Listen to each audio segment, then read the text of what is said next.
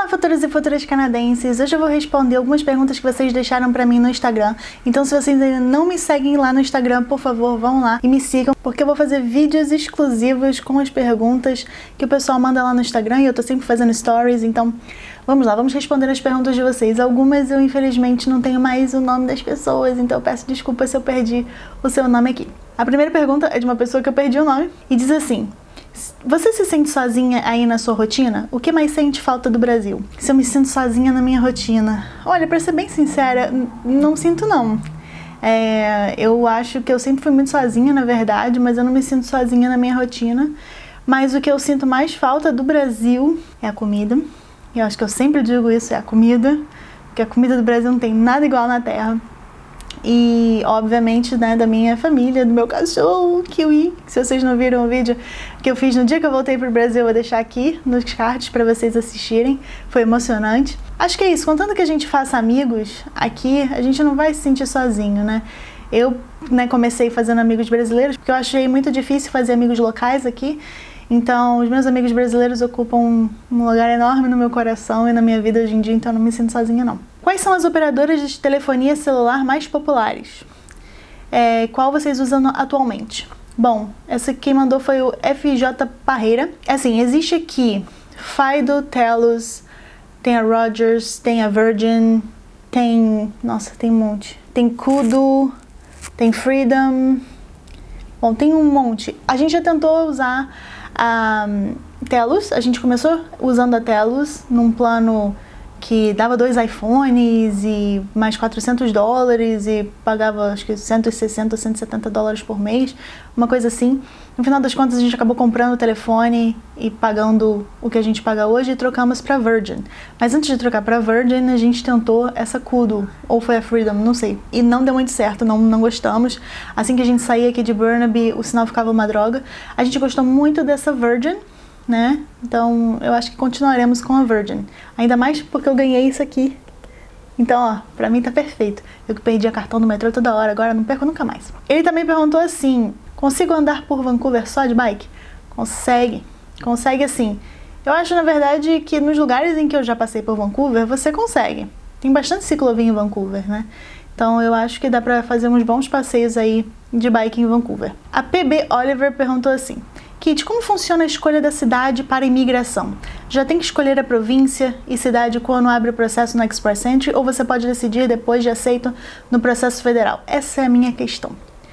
Bom, na verdade, você pode colocar que província você quer morar, ou você pode colocar que você quer morar em todas as províncias, quando você está preenchendo o seu processo aí de imigração. Eu acho que quando você fala assim, olha, eu quero ir para Ontário, existe a possibilidade, então, do PNP de Ontário te chamar. Ou eu quero ir para British Columbia. Não sei, na verdade, se o processo de British Columbia pode chamar, mas quando você define assim, você abre portas para que um processo provincial possa te chamar.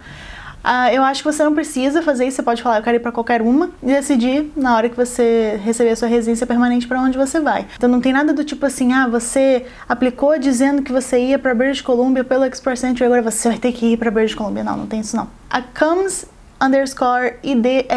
falou assim: qual lugar mais barato e melhor para se viver, Toronto ou Vancouver? PS, para uma pessoa mais jovem e tal. E qual tem festas ou shows mais maneiros para o público jovem? Bom, qual é mais barato? Mais barato? Na verdade, eu acho que os dois estão meio que coladinhos um com o outro. Eu tenho visto os aluguéis de Toronto bastante caros, tão caros quanto os daqui. Vancouver continua tendo o quarto mais caro da América do Norte, eu acho, ou do Canadá, não me lembro. É bem caro morar aqui em Vancouver. Olha, sinceramente, eu acho que o preço vai ser mais ou menos parecido, porque aqui você vai pagar, por exemplo, por saúde, e em Toronto você não vai pagar por saúde, ou lá você vai pagar uma conta de luz mais alta do que aqui, né, porque aqui eu acho que tende a ser um pouco mais barato, ou lá você vai pagar a conta de água às vezes, aqui você não paga água, então as coisas vão se balanceando. Você perguntou também qual é melhor para se viver. Bom, Vancouver eu acho que deve ser provavelmente a cidade com maior qualidade de vida aqui do Canadá, né? Eu acho que Toronto não está muito atrás, então as duas são cidades muito boas para se viver. E qual tem mais festas ou shows mais maneiros para o público jovem? Olha, eu acho que a vida cultural em Toronto é melhor do que a vida cultural em Vancouver, né? Lembre-se que nós estamos muito isolados do resto do mundo, né? Assim, a gente tá perto só da Ásia, né? Então, eu acho que Toronto tem uma vida noturna, uma vida cultural mais interessante do que aqui. A Emily_Coast, ela botou aqui: e sobre o clima? Queria saber se realmente chove granizo no verão em Calgary. E se você tem algum amigo que mora lá, como eles lidam com isso? Olha, eu estou indo pra Calgary, caso vocês não saibam, e eu perguntei para um grupo de amigos lá de Calgary, eles disseram que sim. De vez em quando chove granizo, e aí é um negócio meio perigoso, né? Claro, sempre é perigoso. E realmente chove granizo, às vezes até neva, né? No meio do verão. Esquisito. Mas é mais pro final do verão, começo do outono, assim. O FJ Parreira perguntou aqui também: jet lag. Vocês sofreram os efeitos do jet lag durante alguma viagem Brasil-Canadá? Sim. Especialmente na primeira, porque na verdade eu acho que quando você faz o contrário, Canadá-Brasil, você não sofre tanto, nem que sejam 6 horas ou 4 horas, mas quando você vem pra cá, especialmente nas 6 horas de diferença pra Vancouver, é pesado. Eu demorei, assim que eu cheguei aqui, na primeira vez que eu vim do Brasil, eu demorei acho que umas 2 semanas pra me acostumar com o horário, e toda noite eu acordava 2 da manhã. 2 da manhã, e ficava lá no Airbnb olhando pra ontem, esperando a vida passar, porque é a vida. No Brasil já era 6 da manhã, que é a hora que eu costumo acordar, né? Então, foi sofrido. A Camila WAJ perguntou assim: gostaria de saber o motivo pelo qual você escolheu o Canadá. E antes de escolher ir para aí, você tinha pensado em ir para outro país? Bom, eu escolhi o Canadá porque meu marido é apaixonado pelo Canadá, mas antes a gente tinha pensado em ir para os Estados Unidos, né? Eu já contei essa história em um vídeo que eu vou deixar aqui, mas a gente tinha escolhido ir para os Estados Unidos, aí o Thiago falou: não, mas é muito difícil de imigrar depois, eu não sei o que, vamos para outro lugar. E aí no final das contas eu escolhi Vancouver, porque eu queria estudar acupuntura, medicina chinesa, e que lugar melhor para estudar medicina chinesa do que Vancouver, cheio de chineses, não é mesmo?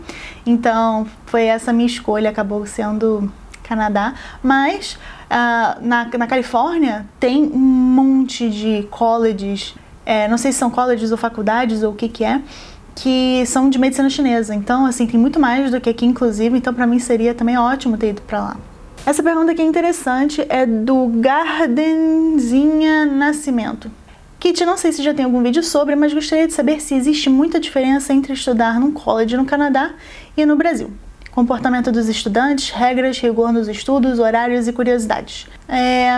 Olha só, eu estudo num college que é meio mamão com açúcar, mas eu ouço as pessoas dizendo que aqui o ritmo de estudo é muito diferente. Aliás, os brasileiros, eles reclamam muito do ritmo de estudos daqui.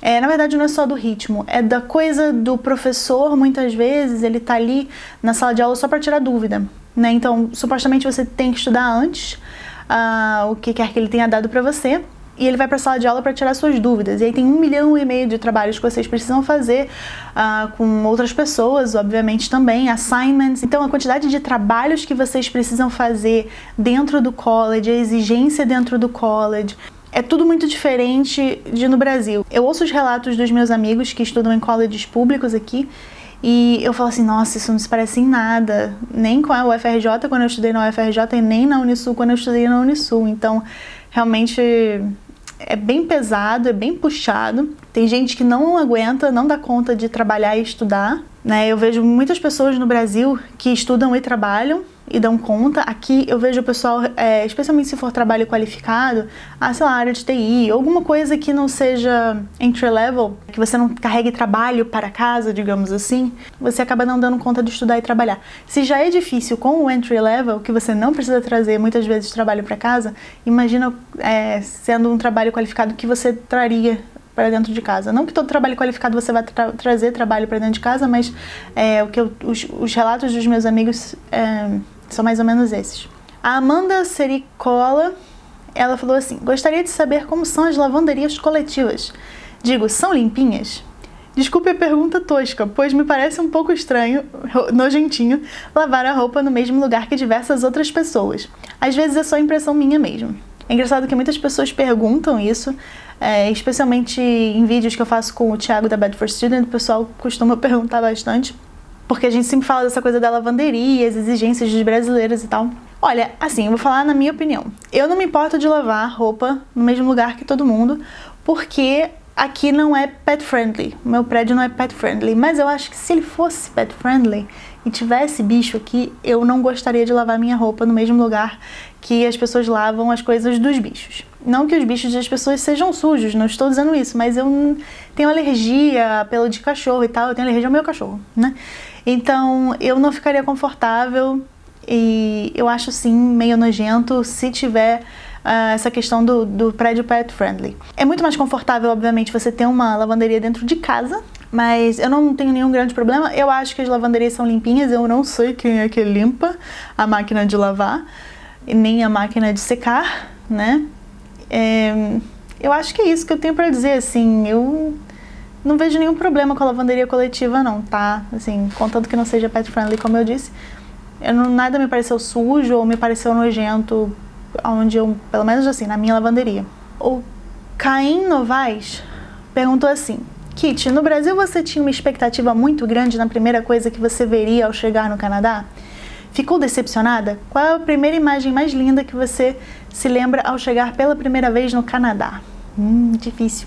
Bom, se eu tinha muita expectativa com relação à primeira coisa que eu ia ver aqui, sim, eu lembro que eu tinha muita expectativa, muita expectativa com relação a tudo aqui, né? E eu me lembro que foi, assim, muito diferente do que eu imaginava. Tudo que eu imaginava, assim, eu acho que foi meio que ao contrário. Eu imaginava, talvez, Vancouver uma cidade menos... eu vou falar que nem a Carol do Fala Maluca fala. Ela fala assim que aqui é meio roça. Eu achava que aqui era menos, porque a gente vê muitas fotos, muitos vídeos de downtown Vancouver, então eu achei que isso fosse assim, a cidade toda bem verde, mas também com bastante prédio. E eu acho que a parte de downtown Vancouver tem bem mais prédio, e logo quando você chega no aeroporto, você não vê muito isso. Talvez quando você for entrando um pouco mais na parte assim de Richmond, for subindo, você veja mais, mas logo que você sai do aeroporto, você não vê não. Então... eu me lembro, assim, que foi um pouco chocante. Mas eu não fiquei decepcionada, não. Assim, eu demorei um pouco pra ficha cair que eu estava no Canadá. Mas esse primeiro momento eu não fiquei decepcionada, não. E qual foi a primeira imagem mais linda que eu lembro ao chegar no Canadá? Quando eu cheguei no Canadá, foi o primeiro, o segundo, o terceiro dia de primavera. E eu cheguei na estação Joyce Collingwood. E lá tinha, no lugar onde eu tava, tinha muitas árvores lá naquela região com pétalas cor-de-rosa. E eu me lembro de chegar e tá o chão todo coberto com aquelas pétalas cor-de-rosa. Eu não sei se aquilo é flor de cerejeira, o que é aquilo. Eu sei que eu olhei aquilo e falei assim, nossa, que coisa mais linda. E a primavera aqui é um negócio sensacional. Assim, foi muito bonito. Bom, gente, por hoje é só. Espero que vocês tenham gostado. Não esqueçam de me seguir lá no Instagram e clicar aqui no botão inscreva-se caso você ainda não seja inscrito e deixar o seu joinha caso você tenha gostado do vídeo. É isso, pessoal. A gente se vê na próxima. Tchau, tchau.